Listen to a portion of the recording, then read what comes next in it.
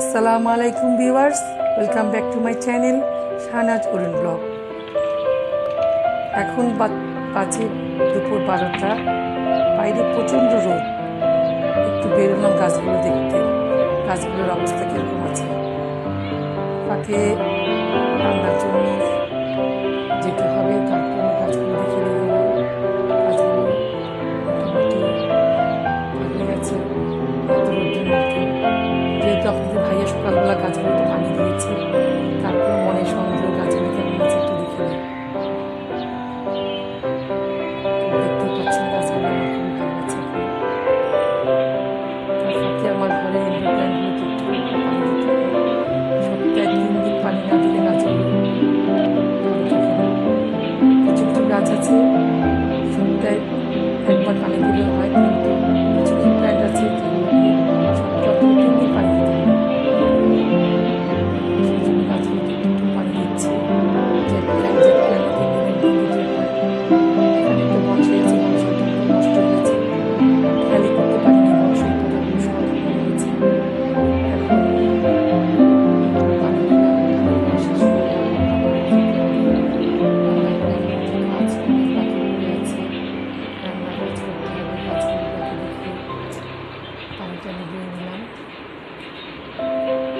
এটা snack plant, এটা মাসে একবার পানি দিলেও চলে, এভাবে থাকে, কষ্ট হয় না। মানি প্ল্যান্টে একটু পানি দিলাম। মানি প্ল্যান্টগুলোকে সপ্তাহে অন্তত একদিন পানি না দিলে গাছগুলো সুন্দর থাকে না। এ ফাঁকে আবার রান্নাঘরে চলে গেলাম।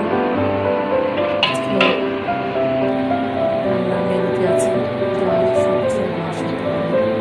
তা আমি আপনাদের সব রান্নাগুলো সাথে শেয়ার করব। আমি ডাল ফোড়ন দেওয়ার জন্য, যেহেতু আজকে টক ডাল রান্না করবো, ওই জন্য আমি টক ডালের ফোড়ন দিলাম, 2টো শুকনো মরিচ, 1 শস্য। এভাবে আপনি ডাল রান্না করে খাবেন, দেখবেন খুব ভালো লাগবে। ডালটা আবার দিয়ে দিলাম ডাল, শুকনো মরিচের শস্য দিয়ে ফোড়ন দিয়েছি, দেখতেই পাচ্ছেন আপনারা। আমি আজকে সবজি রান্না করব আর মুরগি রান্না করব।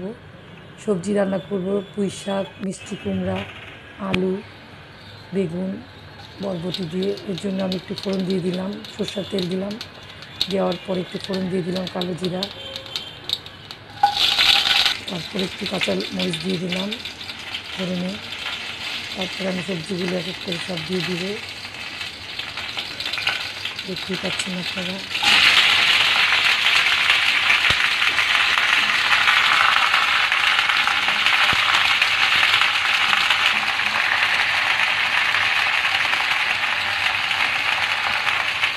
সবজিগুলো দিয়ে দিলাম, একটু হলুদের গুঁড়ো দিলাম, একটু লবণ দিলাম, দিয়ে একটু ভালো করে নেড়ে দিলাম। এই সবজিতে আর এক্সট্রা কোনো পানি দিব না, সবজির পানি দিয়ে সবজিগুলো সিদ্ধ হবে। ভালো করে নেড়ে চেড়ে একটু ঢাকনা দিয়ে ঢেকে দিলেই হবে।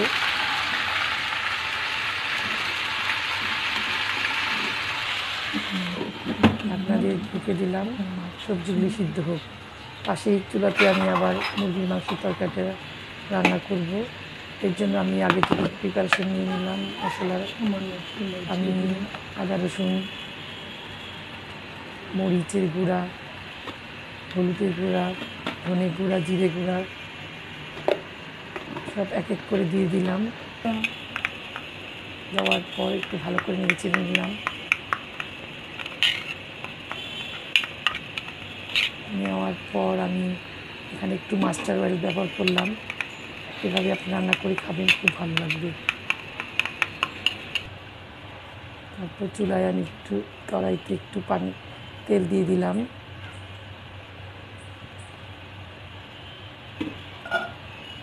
তারপর পেঁয়াজ দিলাম,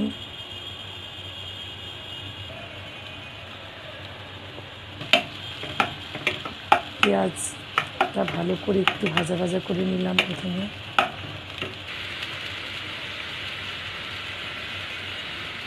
তারপর একটা তেজপাতাকে 4 টুকরো করে দিলাম, সঙ্গে একটু দারুচিনি, 2টো এলাচ দিলাম। দেওয়ার পরে ভালো করে একটু হালকা বাদামি কালার করার পর এ ফাঁকে আমি সবজিটা আবার নেড়ে নিলাম।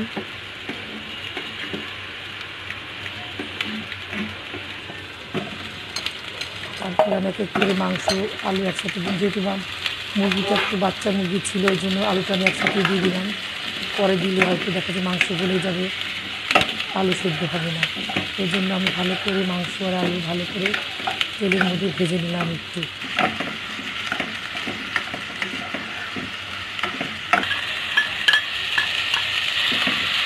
তারপর আমি সম্পূর্ণ মশলাটা দিয়ে দিলাম, দেওয়ার পরে ভালো করে নাড়লাম।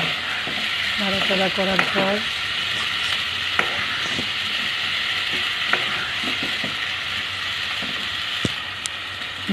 করার পর আমি দেখতেই পাচ্ছেন ভালো করে এটা কষিয়ে নিতে হবে, না হলে মশলার গন্ধটা থাকলে ভালো লাগবে না। প্রথমে এটা কষিয়ে নিয়ে আমি ঢাকনা দিয়ে ঢেকে দিলাম, আবার একটু নেড়ে নিলাম। এই ফাঁকে আমার সবজিটা প্রায় হয়ে আসছে, দেখতেই পাচ্ছেন আপনারা। আমি দুই চুলায় দুই কাজ করছি, একটা মাংসটাও দেখছি, ফাঁকে সবজিটাও দেখছি। এখানে আমি এক কাপ পানি দিয়ে দিলাম, পানি দিয়ে ভালো করে নেড়ে চেড়ে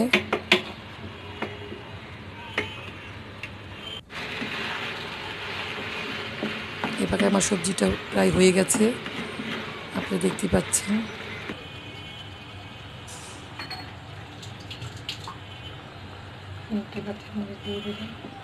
মাংসে আমি 3-4টা কাঁচামরিচ দিয়ে দিলাম।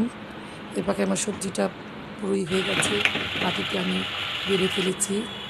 মাংসটা আমার প্রায় হয়ে গেছে। এই হচ্ছে আজকে আমার দুপুরের খাবার আয়োজন: সবজি, মুরগির মাংসের তরকারি আর টক ডাল।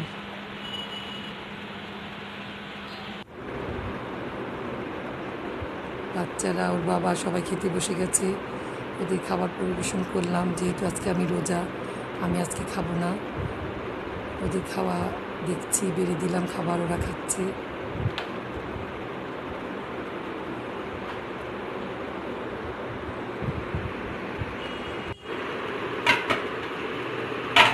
খাওয়া ওদের শেষ হয়ে গেছে, আমি এখানে টেবিলটা গুছিয়ে নেব।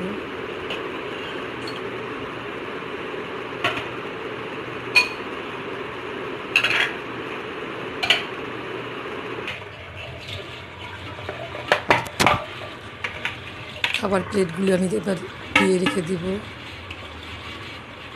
দেখতে পাচ্ছেন আমি খাবার প্লেটগুলো নিজে নিচ্ছি। খাওয়ার সঙ্গে সঙ্গে প্লেট না ধুলে দেখা যায় বিকেলবেলা এত হয়ে গেছে। বিকেলের খাবারের প্লেট, দুপুরের খাবারের প্লেট মিলে অনেক হয়ে যায়।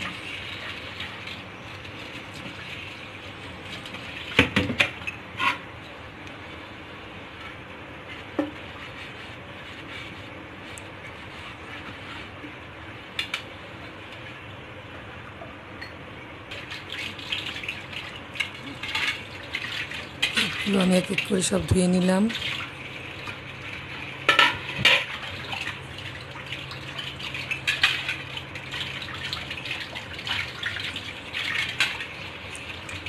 তো এখন আমার দুপুরের খাবারের পর্ব শেষ, ধোয়া মাজাও শেষ।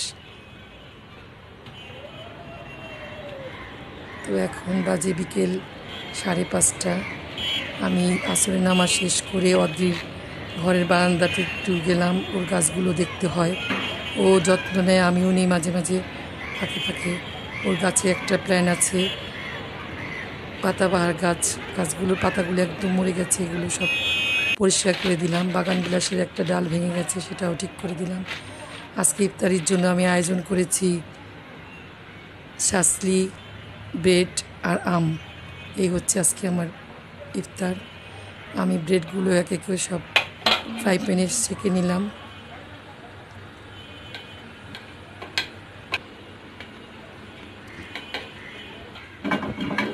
পাউরুটিগুলো শেখা হয়ে গেছে। এখন ফ্রাই প্যানে আমি একটু সরষের তেল দিয়ে দিলাম শাসলিগুলি ভাজার জন্য।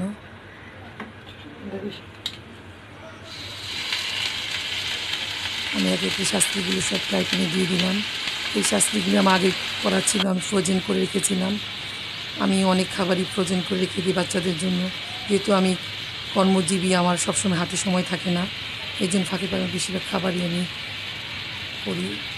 এই ফাঁকে আমটু কেটে নিলাম।